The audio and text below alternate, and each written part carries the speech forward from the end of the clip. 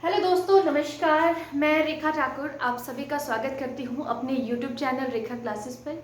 मैं आज आप लोगों के सामने जो है वो प्रीवियस ईयर डिस्कस करने जा रही हूं एचपी टेट नॉन मेडिकल का, जो कि आपके प्रीवियस ईयर पे हुआ था 25 जून 2023 को हुआ था। और उसमें हम आज बात करेंगे साइकोलॉजी का जो सेक्शन है उसको डिस्कस करने जा रहे हैं। तो देखते हैं हमारा फर्स्ट क्वेश्चन।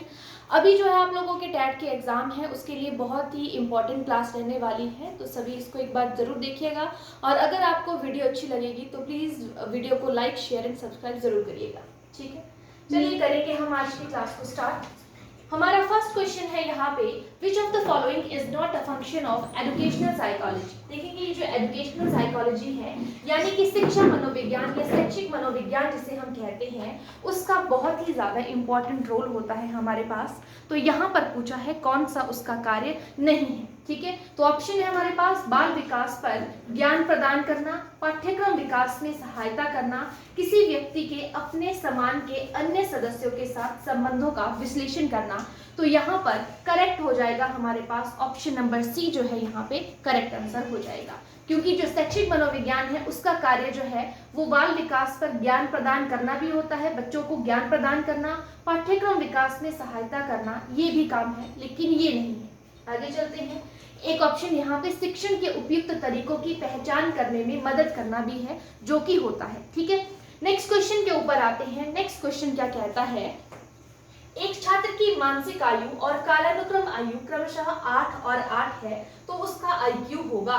देखिए आपको पता है कि जो आईक्यू का फॉर्मूला होता है वो क्या होता है, MA/CA होता है। तो आपको पता है MA का मतलब क्या होता है, जो मानसिक आयु बताई गई है वो है यहाँ पे मेंटल एज, और CA का मतलब होता है क्रोनोलॉजिकल एज। तो यहाँ पे करेक्ट आंसर क्या हो जाएगा, यहाँ पे बोला गया है किसके, एक छात्र की मानसिक आयु और कालानुक्रम आयु 8 और 8 है, तो दोनों उसकी 8 और 8 है, उसको हमने मल्टीप्लाई करना होता है 100 के साथ। फिर हमारे पास ये जो 100 आ जाता है इसको हम कट कर देते हैं, फिर हमारे पास जो ये 100 बच जाती है। तो इसका आंसर क्या होगा, जो एवरेज होती है वो होती है 100 से 110 तक। ये जो है टर्मन ने आईक्यू का कॉन्सेप्ट दिया था, उसमें उन्होंने एज के बारे में बताया था। तो ये जो 110 से छोटी है ये, इसीलिए इसका आंसर हो जाएगा औसत स्तर से नीचे का जो है, यानी कि यहाँ पर ऑप्शन नंबर सी जो ऑप्शन ये औसत स्तर का है, सॉरी नीचे नहीं होगा क्योंकि औसत है ये 100 से लेकर या 99, समटाइम आप 99 से भी देखते हो, 110 तक जो है आपको क्या देखने को मिलता है, एवरेज देखने को मिलता है। तो यहाँ पर करेक्ट आंसर हो जाएगा आपका ऑप्शन नंबर बी, यहाँ पे करेक्ट हो जाएगा। यानी कि औसत स्तर का है आपके पास आईक्यू, जब आपके पास दोनों चीजें यहाँ पे दी हुई हैं, 8 और 8 दिया है। इस तरीके से कई बार आपको जो है कुछ डिजिट ऐसे दे दी गई होती है और आपको क्वेश्चन बोल दिया गया होता है कि आपको यहाँ पर उसकी जो है वो आईक्यू निकालना है। ठीक है, आईक्यू निकालने को दिया है तो MA/CA कर दो और मल्टीप्लाई बाय 100 कर दो और आपकी आईक्यू निकल जाएगा। इंटेलिजेंट क्वेश्चन बोलते हैं इसे, समटाइम फॉर्मूला पूछा जाता है, समटाइम इस तरीके से पूछा जाता है। नेक्स्ट क्वेश्चन को देखते हैं। नेक्स्ट क्वेश्चन क्या कहता है, क्वेश्चन नंबर 3 है हमारे पास, सीखने का एक अनिवार्य पहलू है कि हम जो भी चीजें सीखते हैं वो किस चीज के थ्रू सीखते हैं। तो हमारे पास ऑप्शन है अनुकरण के माध्यम से, भावना के माध्यम से, अभिप्रेरणा के माध्यम से या तनाव के माध्यम से। तो जो भी चीजें हम सीखते हैं उसके लिए एक प्रॉपर मोटिवेशन का होना जरूरी है। जो मोटिवेशन का कॉन्सेप्ट है, यहाँ पे आपको कुछ और क्वेश्चन भी देखने को मिलेंगे। करेक्ट आंसर हो जाएगा यहाँ पे अभिप्रेरणा, यानी कि जिसको हम कहते हैं मोटिवेशन। ठीक है, तो ये जो मोटिवेशन का कॉन्सेप्ट है ये अब्राहम मैस्लो ने दिया है हमारे पास। ठीक है, मैस्लो ने जो है वो 5 टाइप की हायरार्की बताई है और उन्होंने जो है वो नीड्स भी बताई है। ठीक है, उन्होंने नीड्स के बारे में भी बताया है कि इंसान की जितनी भी नीड्स हैं, चाहे वो साइकोलॉजिकल है, चाहे वो सेफ्टी नीड है, बिलोंगिंगनेस है, तो जो उन्होंने हायरार्की बताई है मैस्लो की 5 स्तरीय जो हायरार्की है, उसमें उन्होंने बताया है कि सबसे छोटा लेवल होता है फिजियोलॉजिकल नीड, यानी कि शारीरिक क्रियाएं, और सबसे हाईएस्ट लेवल होता है जिसे हम बोलते हैं सेल्फ एक्चुअलाइजेशन। ठीक है, आगे वाला क्वेश्चन देखते हैं। नंबर 4 क्वेश्चन क्या कहता है, is not an element of creativity. Creativity का एलिमेंट कौन सा नहीं है, रचनात्मकता का एलिमेंट कौन सा नहीं है। देखिए, जब हम किसी चीज में फ्लुएंसी होती है हमारी, तो जब हम क्रिएटिव हैं तो फ्लुएंसी भी होगी किसी चीज की, फ्लेक्सिबिलिटी भी होती है, ओरिजिनलिटी भी होगी उस चीज में। यहाँ पे मेमोरी जो है हमारे पास, करेक्ट आंसर होगा कि वो हमारी क्रिएटिविटी का एलिमेंट नहीं है। प्रभाव भी होता है, लचीलापन भी होता है, मौलिकता भी होता है। Next question, 5th number question क्या कहता है कि कारण प्रभाव संबंध का अध्ययन निम्नलिखित में से किस विधि द्वारा किया जाता है। ठीक है, ये जो कारण प्रभाव है यानी कि जिसको हम कॉज इफेक्ट रिलेशनशिप कहते हैं, is studied through which of the following method. किसके थ्रू हम जो है कॉज इफेक्ट वाला मेथड है उसकी स्टडी करते हैं, कारण प्रभाव का संबंध देखते हैं। तो इसका करेक्ट आंसर हमारे पास, जिसमें हम कॉज भी देखते हैं कि किस कारण से हुई है, उसके ऊपर क्या इफेक्ट आया है, उस चीज के बारे में भी हम जानते हैं। तो करेक्ट आंसर हो जाएगा प्रयोगात्मक विधि, यानी कि एक्सपेरिमेंटल मेथड होता है। जब हम किसी चीज का एक्सपेरिमेंट करते हैं तो वहां पर उसका इफेक्ट भी देखते हैं कि इस एक्सपेरिमेंट से ये इफेक्ट पड़ रहा है या ये चीज हो रही है। ठीक है, नेक्स्ट क्वेश्चन देखते हैं। 6 नंबर क्वेश्चन है हमारे पास प्रयोगात्मक विधि के बाद। यहाँ पे है 6 number question, unusual repetitive behavior and or a tendency to engage in a restricted range of activities are the symptom of। व्यवहार की असामान्य पुनरावृत्ति और सीमित गतिविधियों में संलग्न होने की प्रवृत्ति डैश के लक्षण है। ये जो प्रवृत्ति होती है आप यहाँ पे देख पा रहे हो, जो भी आपका बिहेवियर है, ठीक है, जो अब नॉर्मल बिहेवियर है या फिर टेंडेंसी है एंगेज होने की रेस्ट्रिक्टेड रेंज ऑफ एक्टिविटीज की, तो उसमें होता है जो इंसान संलग्न रहता है यानी कि अपने आप में ही रहता है, उसके बारे में हम यहाँ पे बात कर रहे हैं। ठीक है, तो आप देख पा रहे हो यहाँ पे अपने आप में संलग्न रह रहा है यानी कि स्वलीनता होगी। यहाँ पे ऑप्शन नंबर ए यहाँ पे 6 का करेक्ट आंसर होगा। नेक्स्ट है question number 7, when the conscious mind of a person is focused on some object and activity it is called। जब किसी व्यक्ति का चेतन मन होता है कॉन्शियस माइंड, ठीक है, किसी वस्तु या गतिविधि पर केंद्रित होता है तो उसे क्या कहा जाता है, अटेंशन, रीजनिंग, इमेजिनेशन और क्रिटिकल थिंकिंग। किसी चीज पर अटेंशन होना, बोलते हैं ना कि अटेंटिव होकर अगर हम कोई भी चीज करेंगे तो रिजल्ट मिलेगा, यानी कि यहाँ पर करेक्ट आंसर हो जाएगा अवधान यानी कि अटेंशन। नेक्स्ट क्वेश्चन देखते हैं। नेक्स्ट क्वेश्चन है हमारे पास 8th number question, which of the following is not a factor influencing learning. निम्नलिखित में से अधिगम की प्रभावित करने वाला कौन सा कारक नहीं है जो लर्निंग को हमारे प्रभावित नहीं करता है। ठीक है, कौन सा जो है वो प्रभावित नहीं करता है। संस्था में सामाजिक भावनात्मक माहौल, पृष्ठपोषण का प्रावधान, परिवहन सुविधा और शिक्षार्थी की आकांक्षा का स्तर जो है कौन सा प्रभावित नहीं करता है, ये पूछा गया है। तो यहाँ पर करेक्ट आंसर हो जाएगा हमारे पास, आप देख रहे हो जब भी कोई संस्था है उसका जो सामाजिक भावनात्मक माहौल होता है, अगर वो माहौल अच्छा नहीं है, जैसे जहाँ पे आप पढ़ रहे हो वो माहौल अगर अच्छा नहीं है तो वो भी प्रभावित करेगा। पृष्ठपोषण का प्रावधान, अगर आप प्रॉपर जो है किसी को फीडबैक नहीं दे रहे हो तो वो भी प्रावधान जो है प्रभावित करेगा, अफेक्ट करेगा। नेक्स्ट है परिवहन सुविधा, क्या परिवहन सुविधा आपकी लर्निंग को अफेक्ट करेगी, नहीं करेगी, है ना। विद्यार्थी की आकांक्षा का स्तर, बच्चे की इच्छा का स्तर कि बच्चा किसी चीज को सीखना चाहता है कि नहीं सीखना चाहता है, वो भी अफेक्ट करेगा। तो ऑप्शन नंबर सी यहाँ पे करेक्ट होगा, ये प्रभावित नहीं करता है, बाकी सारी चीजें प्रभावित होगी। नेक्स्ट क्वेश्चन है, which of the following statement is true about human development। जो ह्यूमन डेवलपमेंट है यानी कि मानव विकास से रिलेटेड कौन सी चीज जो है यहाँ पे जो है वो करेक्ट है, जिसके बारे में हम बात करने जा रहे हैं। क्वेश्चन है, मानव विकास के बारे में निम्नलिखित में से कौन सा कथन सत्य है ना। मानव विकास एक प्राकृतिक प्रक्रिया है जो प्रकृति मतलब नॉर्मल तरीके से होता है, प्रकृति के अकॉर्डिंग होता है, हम ऐसे बोल रहे हैं यहाँ पे, ठीक है। और मानव विकास अभिवृद्धि के बिना संभव है कि अभिवृद्धि, अगर वृद्धि नहीं होगी तो मानव का विकास हो जाएगा। हमने जो है ये चीज जानी है कि जो भी हमारी डेवलपमेंट है, ध्यान देंगे, जो हमारी डेवलपमेंट है उसमें हमारी ग्रोथ भी जो है वो शामिल होती है, ठीक है, उसमें ग्रोथ शामिल होती है जो डेवलपमेंट होती है। लेकिन ग्रोथ में हमारी डेवलपमेंट शामिल नहीं होती है। यहाँ पे हम डेवलपमेंट के बारे में ही बात कर रहे हैं, तो कौन सा कथन सत्य होगा कि ये जो मानव विकास है ये एक प्राकृतिक प्रक्रिया है, नेचुरल प्रोसेस है। Next question, who conclude that language and social cultural environment play a vital role in cognitive development। Of a child. Cognitive development के बारे में बात कर रहे हैं, संज्ञानात्मक विकास के बारे में बात कर रहे हैं। और आप यहाँ पे वर्ड्स देखोगे जो हम यहाँ पे देख रहे हैं, सोशल कल्चरल डेवलपमेंट। तो जो भी आपके सोशल एंड कल्चरल डेवलपमेंट के बारे में बताता है वो कौन है, वाइगोत्स्की हैं। ये जो वाइगोत्स्की हैं ये कहाँ के रहने वाले हैं, आपको ये आप लोगों ने वीडियो के एंड में आप लोगों ने आंसर करना है कि वाइगोत्स्की जो है वो साइकोलॉजिस्ट हैं, कौन सी जगह के साइकोलॉजिस्ट हैं, ठीक है, कहाँ के निवासी हैं। और दूसरा क्वेश्चन है कि जो प्याजे हैं वो कहाँ के निवासी हैं। और नेक्स्ट क्वेश्चन है आपके पास, जो इवान पावलोव है वो कहाँ के निवासी हैं। ये प्रीवियस ईयर एग्जाम में पूछे गए क्वेश्चन हैं, ये आपने बताने हैं। नेक्स्ट क्वेश्चन देखते हैं, इसका आंसर हमने देख लिया, वाइगोत्स्की। नेक्स्ट क्वेश्चन है, which of the following is the SR theory of learning without reinforcement. ठीक है, निम्नलिखित में से कौन सा एसआर सिद्धांत बिना पुनर्वलन के है, ठीक है, जिसमें पुनर्वलन नहीं है, वो कौन सी है। जब हम थॉर्नडाइक्स का ट्रायल एंड एरर थ्योरी का सिद्धांत देखते हैं तो उसमें हम जो है वो रेनफोर्समेंट के बारे में बात करते हैं। स्किनर्स ऑपरेंट कंडीशनिंग थ्योरी में हम रेनफोर्समेंट के बारे में बात करते हैं। हल की थ्योरी में हम रेनफोर्समेंट वर्ड लिखा हुआ है बात करते हैं।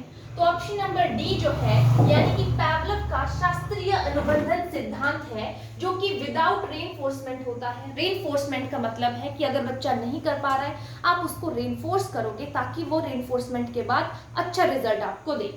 ठीक है, नेक्स्ट क्वेश्चन है, Kohs block design test of intelligence is a type of. ठीक है, यानी कि जो कोह का ब्लॉक डिजाइन बुद्धि परीक्षण है, बुद्धि परीक्षण यानी कि इंटेलिजेंस से रिलेटेड है। ठीक है, तो ये कैसा टेस्ट है, तो ये व्यक्तिगत क्रियात्मक परीक्षण है। इसको हम बोलेंगे इंडिविजुअल जो है, ये हमारा टेस्ट है, व्यक्तिगत क्रियात्मक परीक्षण है। नेक्स्ट है, कोहल वर्ग के अनुसार एक बच्चा नैतिक विकास के कितने चरणों से गुजरता है। एक चीज ध्यान रखेंगे, जो ये कोहल वर्ग है इन्होंने हमारे पास किस चीज के बारे में बताया है, नैतिक विकास के बारे में बताया है, यानी कि मॉरल डेवलपमेंट के बारे में बताया है।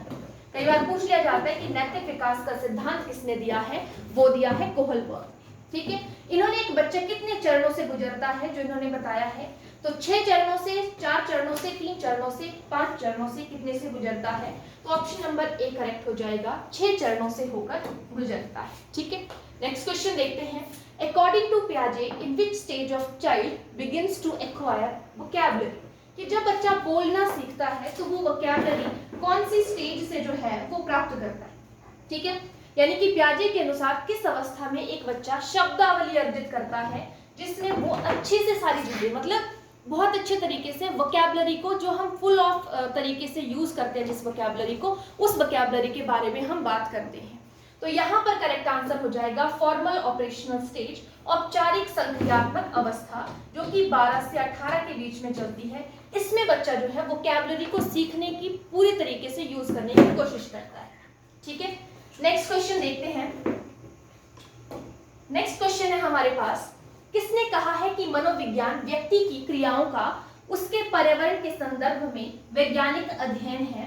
तो यहाँ पर इसका करेक्ट आंसर हो जाएगा, हमारे पास नाम आता है वुडवर्थ। वुडवर्थ ने मनोविज्ञान व्यक्ति की क्रिया का उसके पर्यावरण के साथ बताया है कि ये वैज्ञानिक अध्ययन है। नेक्स्ट है, प्रारंभिक मानसिक योग्यता की अवधारणा किसने दी है, यानी कि concept of primary mental abilities जो है वो किसने दी है, मेंटल एबिलिटीज के बारे में पूछा गया है। तो यहाँ पर हो जाएगा एल थर्स्टन जो है उन्होंने बताया है प्राइमरी मेंटल एक्टिविटीज के बारे में। नेक्स्ट क्वेश्चन है, डिस्ग्राफिया इज अ, हम यहाँ पे बात करेंगे डिस्ग्राफिया के बारे में। जो डिस्ग्राफिया, देखिए ग्राफ बनाते हैं ना इस तरीके से हम ग्राफ बनाते हैं, आपने देखा होगा कि ये ग्राफ, ठीक है, ड्राइंग के ऊपर नहीं जाना है, यहाँ पे आप देख रहे हो कि ये जो है वो ग्राफ बनाते हैं। ठीक है, तो यहाँ पे ये जो ग्राफ बना रहे हैं, मैंने क्या किया, इसको लिख के किया ना मैंने, ये ग्राफ ऐसे बना, यानी कि ये कौन सा है, लेखन संबंधी विकार है हमारे पास यहाँ पे डिस्ग्राफिया। ठीक है, एक आ जाता है आपके पास डिस्कैलकुलिया। जो कैलकुलिया है वो किससे रिलेटेड होता है, गणित संबंधी विकार आते हैं इसमें, यानी कि जिसे हम क्या कहते हैं, मैथमेटिकल कैलकुलेशन से रिलेटेड आते हैं डिस्कैलकुलिया में। ठीक है, और एक होता है हमारे पास डिस्ग्राफिया हो गया, एक होता है डिसलेक्सिया। इंपॉर्टेंट क्वेश्चन है, पूछा जाता है।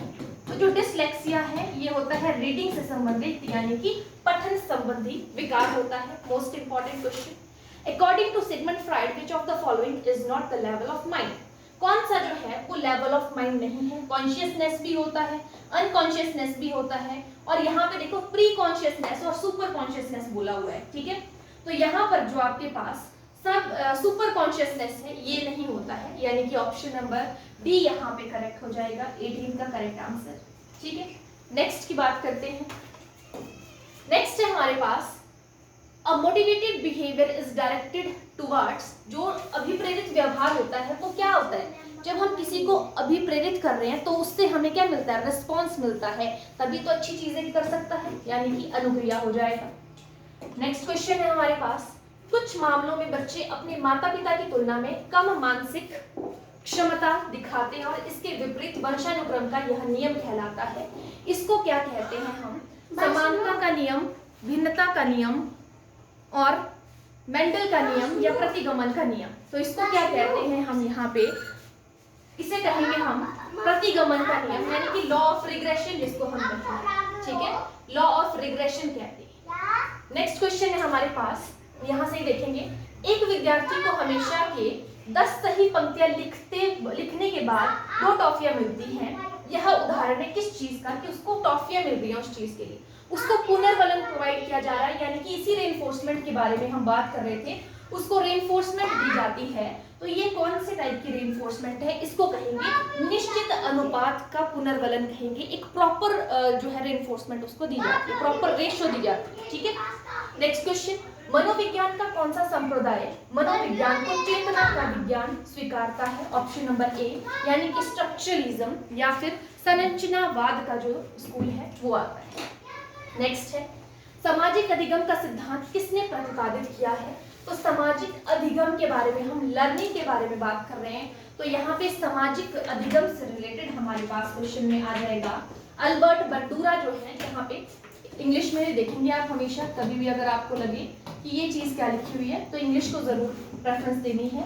तो अल्बर्ट बंडूरा यहाँ पे करेक्ट हो जाएगा। सिद्धांत पूछे जाते हैं कि सामाजिक अधिगम का सिद्धांत किसने दिया है, या आपका जो मॉरल डेवलपमेंट का सिद्धांत किसने दिया है, ये सारी चीज। नेक्स्ट क्वेश्चन, बुद्धि के बहुकारक सिद्धांत का प्रतिपादन किसने किया है। बहुकारक के बारे में हम यहाँ पे बात कर रहे हैं कि बहुकारक का सिद्धांत किसने दिया है, तो यहाँ पर हो जाएगा Thorndike, option number A correct होगा। देखेंगे जब हम 1 फैक्टर की बात कर रहे हैं यहाँ पे, तो 1 फैक्टर का सिद्धांत किसने दिया है, बीने ने दिया है। जब 2 फैक्टर की बात करते हैं जिसमें एस और जी फैक्टर आते हैं, जनरल और स्पेसिफिक फैक्टर्स के बारे में बात करते हैं, तो वो हमारे पास स्पीयरमैन आते हैं, ठीक है। उसके बाद आता है मोस्ट इंपॉर्टेंट है बहुबुद्धि का सिद्धांत। जब हम देखते हैं मल्टीपल फैक्टर के बारे में बात करते हैं, तो वहां पर आपके पास जो है जो मल्टीपल फैक्टर के बारे में बात करते हैं गार्डनर आते हैं, उन्होंने हमारे पास जो है वो 9 टाइप की बुद्धि के बारे में बताया हुआ है। नेक्स्ट देखते हैं, an architect is found to exhibit which of the following type of intelligence. एक वास्तुकार में निम्नलिखित में से किस प्रकार की बुद्धि पाई जाती है। ये जो वास्तुकार की बुद्धि के बारे में हम बात कर रहे हैं, ये वही बुद्धि है जिसमें हम बात करते हैं कि जो गार्डनर है, गार्डनर ने हमारे पास 9 टाइप की इंटेलिजेंस बताई है, उसी के बारे में बात करते हैं। तो वास्तुकार जो है वो स्पेशल इंटेलिजेंस यानी कि आपकी स्थानिक बुद्धि से रिलेटेड आते हैं, ठीक है। यहाँ पे एक और देख लेंगे, इसमें जो भाषाई बुद्धि होती है वो जो आपकी बोलने से रिलेटेड होती है उससे रिलेटेड आती है। गणितीय बुद्धि आती है जिसमें कैलकुलेशन होती है, वो आती है, ठीक है। नेक्स्ट, छात्रों को परिणामों का ज्ञान प्रदान करना डैश है, कि जब हम किसी रिजल्ट का उनको ज्ञान दे रहे हैं कि इस चीज से ये रिजल्ट मिलेगा, तो उस चीज को क्या कहा जाता है दोस्तों, उस चीज को कहा जाता है कि ये रिजल्ट मिलेगा, तो आप अधिगम को क्या कर रहे हो, बढ़ावा दे रहे हो, उससे वो चीजों को सीखने की कोशिश करें। नेक्स्ट है, अधिगम का सकारात्मक स्थानांतरण तब संभव है, कब संभव होता है सकारात्मक स्थानांतरण। तो यहाँ पे देखेंगे ये सारी चीजें होती हैं उसमें उपरोक्त सभी, लेकिन इस वाले क्वेश्चन में थोड़ा सा जो है एरर था। यहाँ पे आपके पास जो करेक्ट आंसर हो जाएगा prior learning assist new learning. जो आपकी प्रायर लर्निंग है, prior learning assist new learning, ठीक है। जो आपकी प्रायर लर्निंग होती है, जो आपने पहले लर्निंग की हुई है, वो हेल्प करती है आपको न्यू लर्निंग करने में। ठीक है, नेक्स्ट क्वेश्चन है, विच of the following statement about motivation is correct. Motivation क्या होती है, आंतरिक होती है, बाहरी होती है, अभिप्रेरणा किसी आवश्यकता से उत्पन्न होती है या इसको सहायक नहीं करती है। तो यहाँ पर क्या हो जाएगा, यहाँ पे करेक्ट आंसर हमारे पास, देखेंगे इस क्वेश्चन को आंसर करने की कोशिश करेंगे कि जो अभिप्रेरणा है वो किस चीज से उत्पन्न होती है, किसी आवश्यकता से उत्पन्न होती है। होता है ना कि अगर हमें किसी चीज की आवश्यकता है तभी हम किसी को मोटिवेशन देंगे, ऐसे तो नहीं देंगे, यानी कि ऑप्शन नंबर सी करेक्ट होगा। नेक्स्ट 28 नंबर क्वेश्चन, निम्नलिखित में से कौन सा बाल अपराध का कारण नहीं है। आकांक्षाओं का संतुलित स्तर, भावनात्मक द्वंद, आवश्यकताओं की पूर्ति न होना, माता पिता की उपेक्षापूर्ण व्यवहार। तो यहाँ पर करेक्ट आंसर क्या होना चाहिए आपका, ये क्वेश्चन है आपका 29, तो 29 होगा कौन सा कारण नहीं है, बाल अपराध नहीं हो। जब हम आकांक्षाओं का संतुलन स्तर जो है वो नॉर्मल रखेंगे तो वो हमारा करेक्ट होगा। लास्ट क्वेश्चन आज का, यदि कोई बच्चा कक्षा में बार बार दुर्व्यवहार करता है तो शिक्षक को चाहिए कि उसे क्या करना चाहिए, अनदेखा करना चाहिए? नहीं, ऐसा कभी नहीं होता है। उसे दंडित भी नहीं करना चाहिए, उसकी आलोचना भी नहीं करनी चाहिए। तो यहाँ पर हमारे पास हो जाएगा करेक्ट आंसर, यहाँ पे आप देख रहे हो उस बच्चे के साथ हमें क्या करना चाहिए, जब ये तीनों चीजें नहीं करनी चाहिए, दंडित नहीं करना चाहिए, उसे परामर्श देना चाहिए, काउंसिल करना चाहिए उसको। एक ऑप्शन है आपके पास, यहाँ पे आप देख रहे हो काउंसिल करना चाहिए। कोई बार बार दुर्व्यवहार कर रहा है, वो आपने ऐसे तो बच्चों को दंडित नहीं करना चाहिए जैसा कि मैंने अभी आपको बताया, ठीक है। लेकिन जब उसको आप बार बार समझा रहे हो तब आपको उसको क्या करना चाहिए, दंडित करना चाहिए। तो ऑप्शन नंबर बी यहाँ पे करेक्ट हो जाएगा, ठीक है। तो दोस्तों ये थी हमारी आज की वीडियो जिसमें हमने साइकोलॉजी के 30 क्वेश्चन डिस्कस किए। ऐसा नहीं है कि एचपी टेट मेडिकल का है, नॉन मेडिकल का है, जेबीटी का है, किसी का भी है, तो आपके लिए साइकोलॉजी सभी के लिए बराबर रहने वाली है। तो अच्छे से आप लोगों ने जो है अपने एग्जाम के लिए प्रिपरेशन करनी है। आज की वीडियो में इतना ही, थैंक यू। अगर आपको वीडियो अच्छी लगी है तो please like share and subscribe.